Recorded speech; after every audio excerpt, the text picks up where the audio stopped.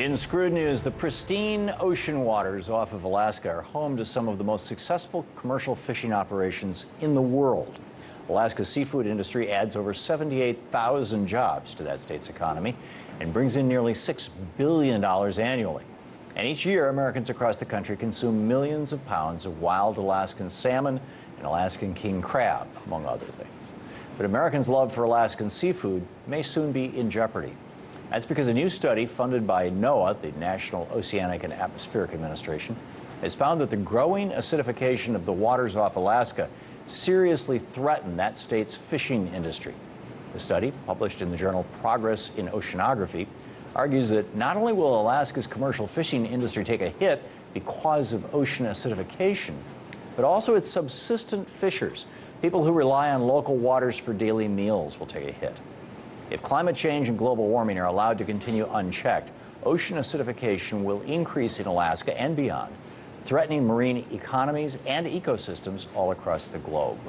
Joining me now to talk more about the dangers of ocean acidification and the ways we can protect our oceans from climate change are Dr. Sebastian Troing, Senior Vice President and Managing Director of the Betty and Gordon Moore Center for Science and Oceans with Conservation International, and Dr. Brenda Eckwurzel, Senior Climate Scientist with the Climate and Energy Program of the Union of Concerned Scientists. Dr. Troing, Dr. Eckwurzel, great to have you both with us.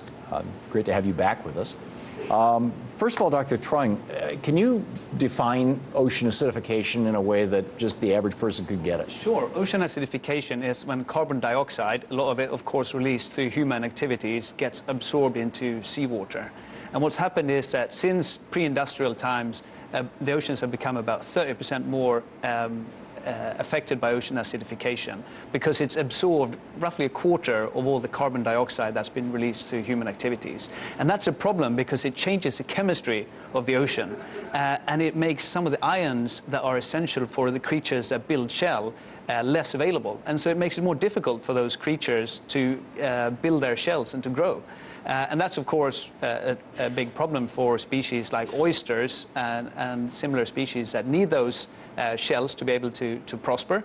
But it's actually also problematic for fish larvae and other type of organisms that use shells as part of their life cycle. And that, of course, as you pointed out, is going to have a consequence for the ocean ecosystem, but also for people who depend on ocean ecosystems for their food and for their livelihoods. So why is it that carbon dioxide, specifically when it's absorbed by the oceans, causes them to become more acidic? And so what happens when carbon dioxide mixes with water is that it creates components that contribute to ocean acidification, and so it changes the balance in the ocean chemistry. Carbonic acid? That's correct. Yeah. Which is an acid, so the ocean becomes more acidic. That's correct. That's how it functions. And in a more acidic environment, the animals that need to absorb calcium, which is very alkaline, if I'm remembering my old volcano with the baking soda and the vinegar and all that. I guess there wasn't calcium involved in that. Maybe whatever. From elementary school science fair. These animals that need to have calcium on their shells, the calcium is not as bioavailable in a more acidic environment. That's correct. And also the acid-base regulation, the capacity of organisms to maintain themselves mean that they have to expend more energy to do so in a condition of greater ocean acidification. And so it might mean that they have less energy over to other things like growing and prospering. And of course, we're not talking only about oysters and the kind of creatures that you immediately associate with shells, but we're talking organisms like corals and coral reefs, and coral reefs worldwide actually are estimated to support livelihoods of about 400 million people, and so this is a massive issue. Wow. Dr. Eckwurzel, the National Climate Assessment that was released earlier this year said that the ocean waters off the Pacific Northwest are among the most acidic. Why would there be regionality to acidification? Particularly the Northwest is like the far side in terms of flow of a massive ocean. It's not like it's right next door to, power plants in Detroit or something. So what is going on here? You bring up a very good point. yes, the oceans are absorbing carbon dioxide, but there's two primary ways that they do it. Number one, the creatures living at the surface are taking up that carbon that's in the form that it can take it up, and it has photosynthesis, and it's taking up the carbon in a biological way. The second way is dissolving the pure gas of CO2 into the ocean, and the colder the waters, the faster that gas goes in. And as we warm the planet, and the sea surface temperatures warm up, that means some places are not absorbing that way of absorbing carbon dioxide as fast. And that's why the Pacific Northwest and Alaska, their cold waters up there, they're able to take up more of the carbon dioxide, such in the gaseous form, in that direct way. And so you have a threat to the polar regions for carbon dioxide changes in the ocean, lowering the increasing the acidity, making it more sour. So the reason why this is, it's interesting. We were talking with Michael Mann before about how in the atmosphere, global warming is happening, 5 or 6 times faster, whatever the number is. There's some significant multiplier in the Arctic as opposed to at the equator.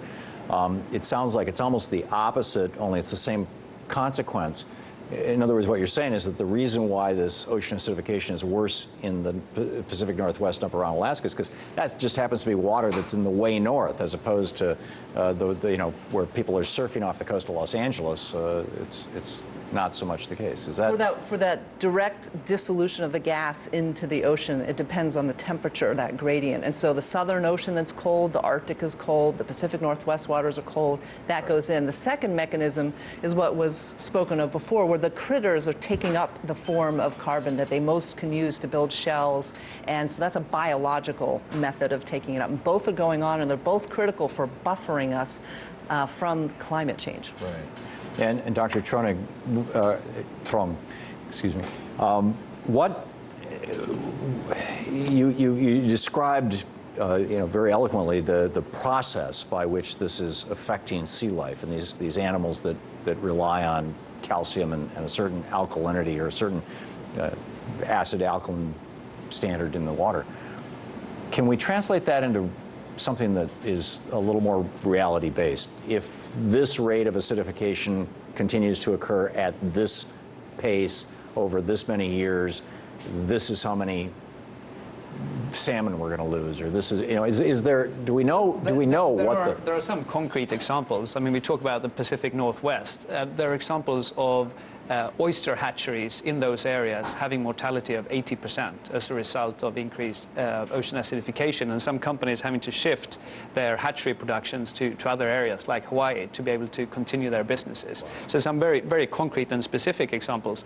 I think if we actually go back in history, there was a geological time about 56 million years ago where during a number of thousands of years there was an increase in ocean acidification, and at that time the geological records suggest that there were a number of deep sea organisms that became extinct. And so we, if we see the continued increase in ocean acidification at the end of the century, we might have levels of ocean acidification that were similar to those very high levels 56 million years ago. So we could be driving an extinction.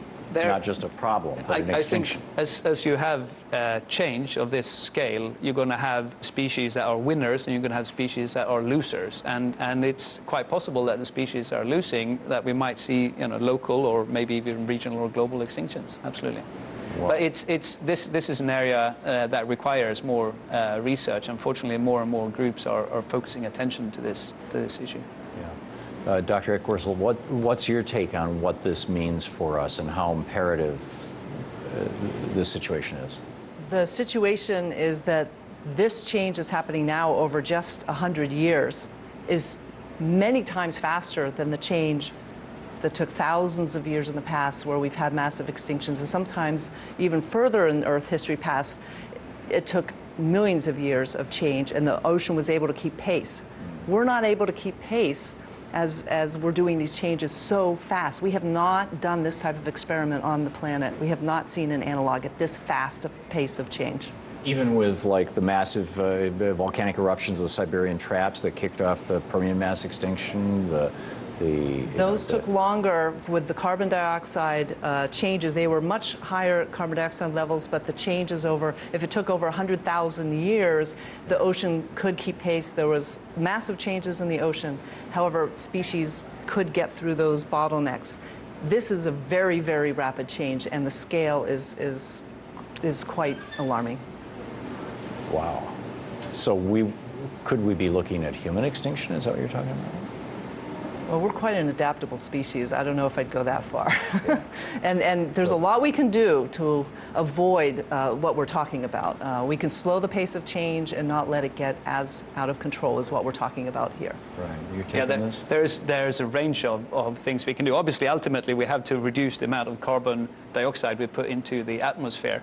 But there is, as was described earlier, there's also a lot that the planet is actually doing to help us mitigate climate change. If you look at some of the coastal ecosystems, systems like tidal marshes and mangroves and seagrass beds, they actually take carbon dioxide out of the atmosphere and then trap it in a sense or mineralize it into the sediments, and so take it out of the atmosphere and essentially mitigate climate change. And so we can look after those kind of ecosystems to make sure that they're not destroyed and thereby helping climate change mitigation. But are we doing the opposite right now? We are, because those very systems are actually being lost at the rate of about 2% a year. And to put that into context, that's about 2 to 4 times as rapid a loss as what we're seeing in tropical forests. So I think there's a very concrete action that we can do is make sure we protect these habitats and where they've been destroyed, restore them, because it's going to benefit us from a range of different perspectives, but certainly an important one is it's going to help us mitigate climate change.